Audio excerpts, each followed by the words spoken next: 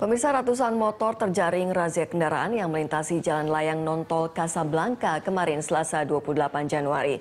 Padahal sehari sebelumnya, Senin malam 27 Januari, kecelakaan terjadi di jalan layang non-tol akibat pengendara sepeda motor mengabaikan rambu. Satu persatu kendaraan yang nekat masuk ke jalan layang non-tol atau JLNT Kasablanka ini dihentikan. Pasalnya, Satlantas Polres Metro Jakarta Pusat tengah menggelar razia. Seluruh pengendara sepeda motor yang melintasi jalan layang non-tol ini langsung ditilang. Umumnya para pelanggar mengaku tidak mengetahui larangan melintasi JLNT. Pada hari Senin 27 Januari 2014, akibat ketidakdisiplinan pengendara, satu orang, yakni perempuan yang sedang hamil 7 bulan, tewas terlempar dari JLNT setelah motor yang dikendarai suaminya tertabrak mobil setelah melawan arus. Oleh karenanya di samping memang rambunya sudah ada, kami juga melakukan penindakan terkait dengan sepeda motor melintas ke jalan layang non-tol ini. Pak, imbauannya Pak kepada warga Pak? Ya tentunya tidak semata-mata di sini ada rambu tentang sepeda motor tidak boleh melintas, tapi itu kan filosofisnya atau latar belakangnya adalah agar supaya ya pengendara sepeda motor ini aman. Ya. Sudah berapa kendaraan yang ditindak, Benar? Ya kurang lebih ada sekitar 100 ini. Kenyamanan dan keamanan berlalu lintas adalah tanggung jawab semua pengguna lalu lintas. Namun kerap dijumpai pelanggaran lalu lintas yang tidak jarang memakan korban. Untuk membahasnya sudah bersama kami di studio Dirlantas Polda Metro Jaya Kombes Pol Nur Hadi Yuwono. Selamat siang Pak Nur Hadi. Selamat siang Mbak Rima. Ya, terima kasih telah hadir di studio kami. Ini setelah melihat tayangan tadi Pak Nur Hadi. Menurut Anda apa yang menyebabkan para pengendara motor ini tidak takut melakukan pelanggaran beresiko tinggi begitu? Ya, saya melihat bahwa masyarakat ini masih tingkat kesadarannya masih rendah ya.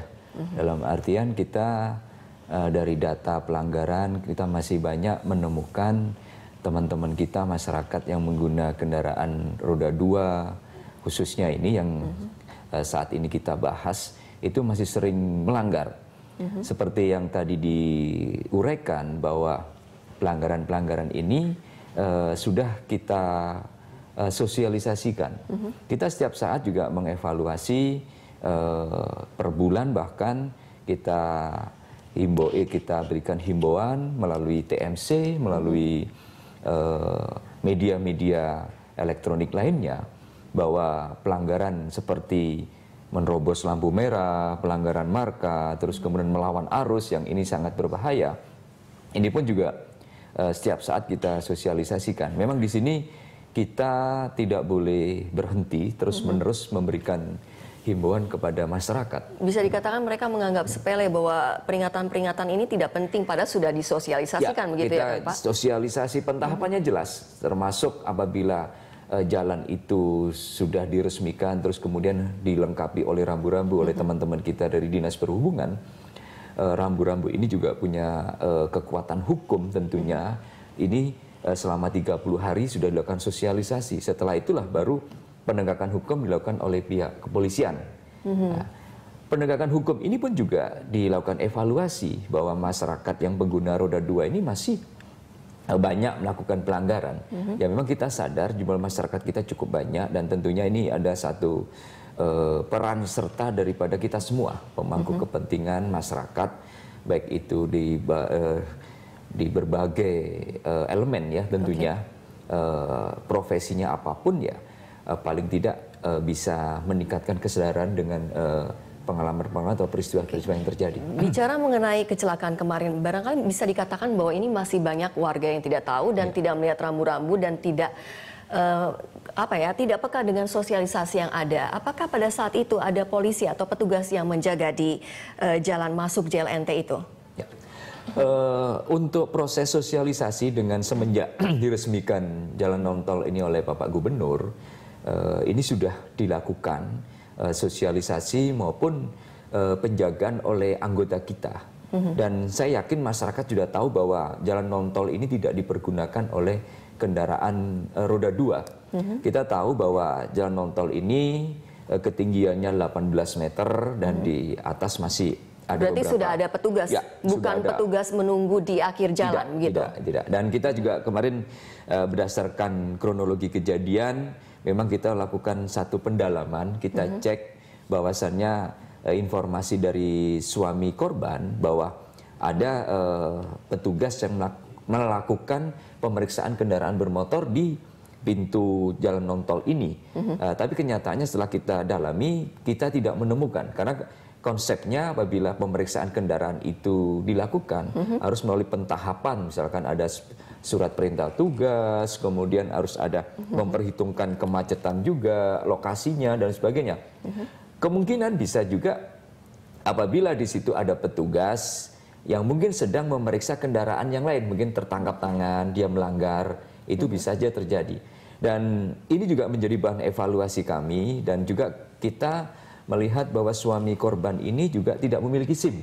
Oke. Ya, mungkin ada kekhawatiran Oke, kita membahas mengenai rambu-rambu. Apakah mungkin rambu-rambu di jalan JLNT Kasablanka itu juga tidak jelas begitu, atau terlalu cukup kecil, besar, atau bagaimana terhalangi sesuatu? Cukup besar, rambu-rambu itu cukup besar yang sudah karena rambu-rambu ini ada standarnya. Kecuali mungkin kalau rambu-rambu di pemukiman yang dibuat oleh masyarakat, itu mungkin masyarakat kampung itu bisa istilahnya kira-kira dia membuat. Tapi kalau untuk standar rambu-rambu yang dibuat oleh teman-teman dari Dinas Perhubungan, ini sudah memenuhi standar. Sudah sangat jelas begitu. Sudah sangat jelas, dan setiap saat ketika itu dilakukan sosialisasi, anggota juga setiap saat ada di situ tiap hari, terus kemudian dilakukan penegakan hukum. Saya yakin masyarakat yang menggunakan akses jalan ini ataupun pengendara roda 2 yang tentunya di bawah jalan non-tol ini, dia tahu bahwa jalan layang ini tidak diperbolehkan untuk kendaraan roda 2. Jadi sebenarnya sosialisasi sudah lengkap, mulai dari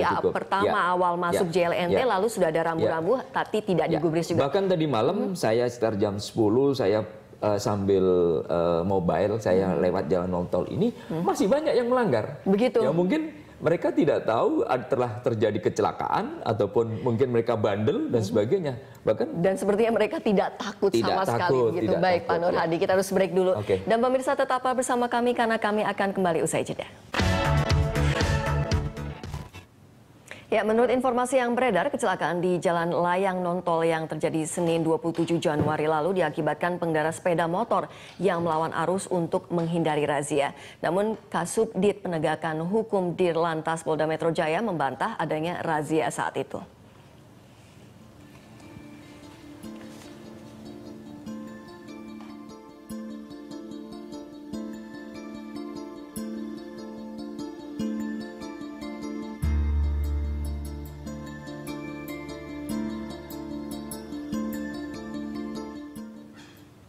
Ya, Pak Nur Hadi, setelah melihat grafis tadi ini, sebetulnya pada malam itu tidak ada razia, tapi ada aparat yang menjaga di situ sampai korban berusaha melarikan diri dan akhirnya terjadi kecelakaan. Kalau pada saat kejadian itu kita terus terang fokus kepada genangan-genangan air yang ada di seluruh DKI. Jadi kita beberapa hari kan cuaca curah hujan cukup tinggi. Memang jujur saya tidak ada, anggota yang ada di situ nggak ada. Jadi hanya berjaga saja, bukan razia? Berjaga juga tidak ada. Berjaga tidak ada. Jadi, lalu itu siapa gitu? Ya kita dalami bahwa kalau itu dikatakan ada satu razia ataupun pemeriksaan kendaraan bermotor, istilahnya di istilah terminologi kepolisian, bahwasannya setiap anggota ataupun beberapa anggota yang melaksanakan pemeriksaan kendaraan bermotor itu harus dilengkapi surat perintah tugas. Seperti tadi, melihat lokasi, jangan sampai dia melakukan pemeriksaan kendaraan bermotor tidak mengabaikan etika ataupun malah menimbulkan kemacetan. Kalau ataupun misalkan di situ ada oknum ataupun salah satu anggota yang melakukan pemeriksaan kendaraan bermotor, mungkin dia melakukan ketika tertangkap tangan, dia melihat satu pelanggaran, dia lakukan pemeriksaan di situ, di tempat. Makanya setelah pengakuan daripada suami korban ini mengatakan bahwa di situ ada razia, ada pemeriksaan kendaraan bermotor, kita terus dalami dan itu tidak ada. tidak ada. Nah, setelah kejadian itu, walaupun konsep yang selama ini sudah berjalan, bahwasannya jalan non-tol ini tidak diperbolehkan pengendara roda 2 dan kemudian hal ini sudah disosialisasikan dan sudah dilakukan penjagaan ketika beberapa waktu yang lalu setelah diresmikan, proses pentahapan sudah dilakukan semua. Kita lakukan penjagaan lagi, pencegahan kemarin. Agar tidak terjadi kecelakaan seperti tanggal 27 begitu ya? Ini pun masih didapatkan pelanggaran sekitar 465 orang. Ini kenapa sangat nekat begitu ya? Apakah mereka tidak takut akan sanksi yang akan diberikan oleh pihak kepolisian?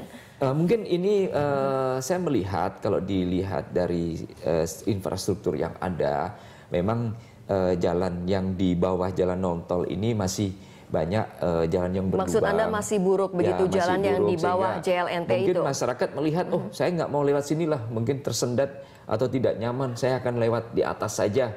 Jadi mereka lebih membahayakan dirinya, lebih memilih membahayakan dirinya dibanding untuk memilih menjalani jalan yang buruk begitu ya? Mungkin antara lain dia berpikir seperti itu dan dianggap melihat volume kendaraan memang di jalan non-tol ini volumenya tidak begitu padat, hanya kepadatan ketika saat turunan. Apakah ini juga, dari pihak kepolisian sudah membahas ini dengan pihak terkait bahwa jalan tersebut harus diperbaiki agar kendaraan roda 2 tidak lewati JLNT?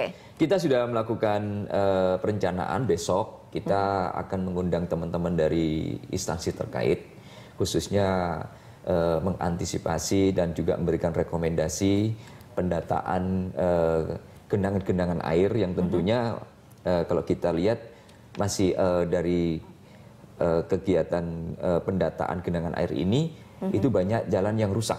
Jadi besok kita akan bahas di Polda dengan mengundang teman-teman dari instansi terkait. Oke, balik lagi membahas mengenai sanksi ini. Sebenarnya sanksi berupa apa yang akan diberikan kepada pelanggar-pelanggar ini? Kenapa mereka sepertinya tidak takut begitu, Pak? Ya, untuk sanksi pelanggaran ini tetap kita menggunakan tilang. Dan kalau untuk yang kejadian kemarin, memang di situ pasal 311 ayat 5, di mana suami korban ini, si Faisal ini tidak salah, dia ini melakukan... Mungkin tidak tilang atau sanksi yang lain ini dianggap tidak tegas dan tidak begitu berat, sehingga mereka menganggap ini sangat mudah gitu. Saya rasa cukup tegas. Karena masih bisa bayar di tempat misalnya. Kita juga mensosialisasikan ke dalam, anggota kami juga lakukan pengawasan internal. Makanya saya mempunyai sosialisasi yang sangat sederhana, no damai, tilang yes. Nah ini menggunakan alat bantu yang cukup sederhana dan mungkin bisa mengetuk hati masyarakat juga, hati anak buah saya. Jangan sampai anggota juga merasa... terkecoh ataupun merasa mau diajak damai oleh masyarakat. Begitu. Nah, ini suatu proses pembelajaran tentunya. Kita juga internal juga memperbaiki introspeksi diri. Dari pihak kepolisian. Keluar gitu kita juga berharap masyarakat juga sama-sama bahwasannya pelanggaran-pelanggaran ini juga akan mengakibatkan hal yang fatal. Khususnya ya seperti kecelakaan tempo hari ini. Jadi hal tersebut tidak perlu terjadi. Kenapa dia? Karena kelalaiannya dengan sengaja dia melakukan pelanggaran dan dia sudah tahu bahwa jalan non-tol ini tidak boleh digunakan untuk roda 2 apalagi melawan arus. Nah, ini akan sangat fatal tentunya. Ya, inilah yang nantinya menjadi pelajaran kita semua untuk safety aware ini, peningkatan kesadaran dalam berlalu lintas ini salah satu faktor utama. Tentunya yang harus salah satunya dengan banyak melakukan razia akhir-akhir ini begitu itu ya, penegakan Pak hukum. Nur Hadi. Tentunya mengimbangi daripada edukasi-edukasi yang kita lakukan. Baik Pak Nur Hadi, kita harus break lagi dan pemirsa tetaplah bersama kami karena kami akan kembali usai pariwara. Ya pemirsa, di segmen ini sudah bergabung bersama kami Ketua Umum Klub Motor Syotokau Noviawan Ali. Selamat siang Pak Noviawan, terima kasih telah bergabung bersama kami. Ya, dan kita akan, namun sebelum kita mulai perbincangan, kemarin pihak Satlantas Polres Metro Jakarta Pusat menggelar razia sepeda motor di Jalan Layang Nontol. Untuk mengetahui situasi di Jalan Layang Nontol hari ini, kita bergabung dengan reporter Sadrina Evanalia. Ya, Sadrina, apakah masih ada pengendara sepeda motor yang memasuki Jalan Layang Nontol? Iya Rima, memang dari pantauan saya tadi dan tim kami di sini memang masih banyak sepeda motor jalan layang nontol meski sudah ada rambu lalu lintas dari larangan sepeda motor untuk menaiki jalan layang nontol ini. Dan memang setelah ataupun selain dari motor ini memang ada sejumlah mobil-mobil box dan juga truk yang tidak boleh melewati jalan nontol ini. Dan memang tadi juga sudah ada banyak sekali yang disita, yaitu ada satu yang disita motornya. Dan seperti yang dilihat saat ini para petugas kepolisian di Ditlantas Polda Metro Jaya penegakan hukum di sini memang sudah ada beberapa yang ditilang di sini karena menaiki jalan layang nontol. Dan memang di sini dari para pengendara mengatakan bahwa mereka tidak mengetahui ataupun tidak melihat adanya rambu-rambu lalu lintas untuk larangan menaiki jalan layang nontol ini. Sementara mereka juga menambahkan bahwa di bawah jalan layang nontol ini memang terjadi kemacetan, jadi mereka menghindari kemacetan tersebut dengan menaiki jalan layang nontol ini. Sementara itu dari yang ditilang adalah selain SIM dan juga STNK, dan jika mereka tidak mempunyai SIM dan STNK, mereka disita motornya ataupun kendaraan-kendaraan seperti truk dan juga mobil box. Sementara itu di sini dari kemarin memang sudah ada 200 pengendara sepeda motor dan juga kendaraan box dan juga truk yang sudah ditilang. Sementara itu untuk hari ini memang baru ada sekitar lebih dari 70 kendaraan yang ditilang. Ya, Rima. Ya baik, terima kasih Sadrina Evanalia melaporkan dari kawasan Jalan Layang Nontol, Kampung Melayu, Tanah Abang. Oke, Pak Nur Hadi, ini benar sekali berarti rambunya belum jelas. Karena banyak warga yang mengaku tidak melihat rambu, lalu kemacetan yang terjadi di bawah JLNT itu. Berarti rambunya harus dibikin lagi atau diperbesar atau bagaimana ini? Kalau rambu itu sudah sesuai dengan spesifikasi standarisasi. Teman-teman Dinas Perhubungan itu sudah memasang. Karena ketentuan memasang rambu ini juga ada ketentuannya. Ada prosedurnya ya. Dan rambu ini paling minimal eye catching, bisa terlihat oleh pengendara. Tapi kenapa masih terlewatkan dan banyak yang warga menjadi yang tanda tidak tanya mengaku? kita. Safety aware-nya masyarakat ini, masalah keselamatan ini turun ataupun rendah. Bagaimana ini safety awareness-nya ini bisa meningkat gitu loh, tingkat kesadaran masyarakat ini. Nah inilah yang menjadi satu problem dan kita harus setiap saat mengkampanyekan, mengedukasi masyarakat kita ini. Dan kita berharap tidak hanya polisi saja yang memberikan edukasi ini, semua lapisan. Salah satunya dari klub motor juga barangkali. Oke, ini Pak Noviawan, dari sisi Anda sebagai pengguna motor, apakah rambu-rambu itu cukup jelas atau eye catching begitu bagi pengendara roda 2? Kok saya rasa itu udah cukup jelas, terlihat kok gitu. Jadi cuma mungkin tadi ya, selain rambu-rambu, petugas yang tadi saya tampak tadi di TV tadi kan, kenapa kok selalu polisi itu ada di ujung gitu loh? Oh, bukan di awal jalan, bukan tapi di awal ujung, jalan. gitu. Untuk menegur, selain mungkin rambu-rambu sudah terpasang dengan jelas, polisi juga selain mengkampanyekan juga kan paling tidak memberitahu untuk masyarakat yang mau masuk tadi itu dilarang tuh, dialihkan jalurnya ke jalur yang lain ya kan. Tapi kalau kita lihat tuh, kenapa kok di ujung? Polisinya kenapa di ujung? Nah, terus kan dia 2 jalur. Jalur polisi di sini ada, di sini motor udah mulai melawan nih. Tapi kenapa nggak dicegah juga gitu kan? Nah, itu juga selain rambu-rambu udah cukup jelas rambu-rambunya. Oke, rambu-rambu sudah cukup jelas. Ini bagaimana menanggapi bahwa menurut Pak Noviawan bahwa ternyata polisi menunggunya di ujung JLNT. Apakah ini ada konteks seperti menjebak begitu, Pak? Enggak.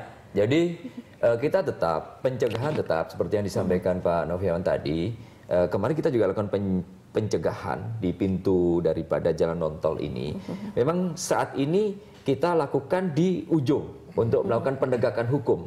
Memang ada beberapa masukan ataupun kita melihat masyarakat ini harus dilakukan penegakan hukum untuk memberikan efek jerah. Ini yang harus kita lakukan kepada masyarakat.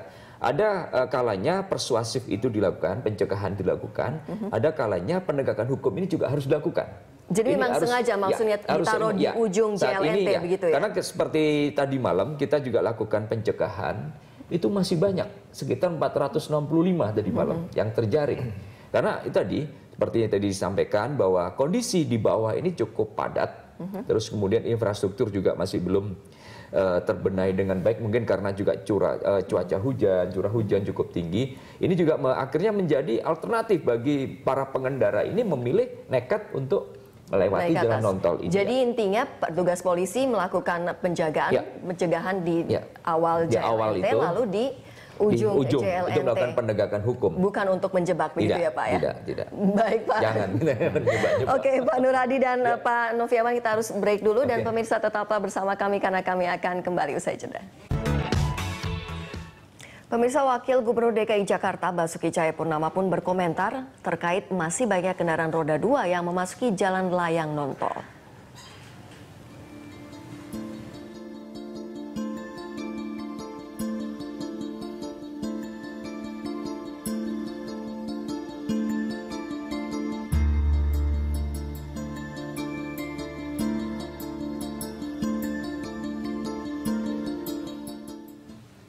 Iya, setelah melihat grafis tadi ini benar-benar teguran ya bagi pengendara roda 2. Tapi Pak Noviawan nih, sebagai Ketua Klub Sepeda Motor, apa saja yang sudah dilakukan klub Anda untuk menggugah anggota-anggotanya agar lebih tertib berlalu lintas? Ya, paling tadi ya himbauan safety riding semuanya, terus kelengkapan surat-surat motor mereka ya kan.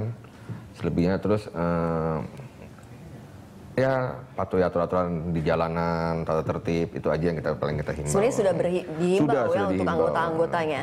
Tadi kembali lagi kan Mbak, terlalu banyak motor di Indonesia dan kembali lagi pengendaranya sendiri kurang pengetahuan tentang tertib lalu lintasnya lagi. Akhirnya kembali lagi ya banyak peraturan-peraturan yang dilanggar oleh mereka sendiri. Ya tadi kita butuhnya aparat untuk sosialisasi dan menindak di lapangan seperti itu. Tapi pernah tidak Anda berbincang-bincang dengan rekan-rekan Anda bahwa sebenarnya apa sih yang bikin mereka ingin melanggar aturan begitu? Tadi ya, kadang-kadang melanggar aturannya seperti apa ya? Pengen cepat. Nah, utama kan paling pengen cepat sampai di tujuan. Akhirnya tadi mengakibatkan rugi kepada mereka sendiri pada akhirnya. Dan ngomong-ngomong, Anda pernah ditilang? Sering, Mbak. Sering. Terus pelajaran apa yang didapat dari itu? Ya banyak ya pelajarannya. Tadi kan tilang kan macam-macam. Kadang-kadang kelengkapan motor kita atau helm kita yang tidak SNI, tidak klik tadi gitu kan harus kita ganti. Emang kita harus sesuai aturan gitu. Oke, ini ke Pak Nur Hadi. Pak Nur Hadi, ini bagaimana menumbuhkan kesadaran tertib lalu lintas dan rasa takut kecelakaan dari para pengendara motor ini? Ya, program-program kita sudah selama ini sudah berjalan. Mulai program tertib lalu lintas sejak dini, Polsanak, Polisi Sahabat Anak. Atau mungkin tidak harus membuat jalur motor tersendiri begitu? Ya mungkin kalau jalur motor tersendiri dengan jumlah kendaraan yang ada, ini agak sulit ya Mbak ya. Ya mudah-mudahan dalam tempo menengah jangka panjang juga transportasi massal ini bisa terwujud dengan baik. Saya rasa ini akan menggeser dengan keberadaan motor. Ya karena kalau kita ketahui untuk tahun 2013 saja ada sekitar 480.000 yang ditilang untuk pelanggaran roda 2 ini. Jadi sini digambarkan bahwa tingginya pelanggaran yang dilakukan oleh teman-teman kita yang menggunakan kendaraan roda 2 dibanding roda 4 ya? Dibanding roda 4 sekitar 235.000. Oke, menurut Pak Noviawan sendiri, apakah benar nanti setelah transportasi umum berjalan akan beralih begitu, tidak akan menggunakan motor lagi? Itu udah pasti Mbak. Udah pasti ya? Sudah pasti. Kenapa? Orang pengen naik motor tadi kan kenapa? Kendaraan roda 4 terlalu macet. Karena orang berlomba-lomba untuk beli motor akhirnya. Sedangkan di Indonesia kan juga surganya pabrikan ya. Surganya pabrikan, jadi dengan dapat motor tuh bisa dengan biaya yang murah. Untuk ibaratnya mengganti kendaraan roda 4 mereka gitu. Oke, ada tidak masukan bagi kepolisian agar kecelakaan tidak terjadi lagi dan roda 2 tidak melanggar aturan? Intinya cuma satu Mbak, ya pengawasan. Saya nggak tahu, saya dengar dulu mungkin pernah bicara katanya polisi Indonesia ini 1:300 untuk jaga masyarakat. Dulu kira-kira 5-6 tahun yang lalu.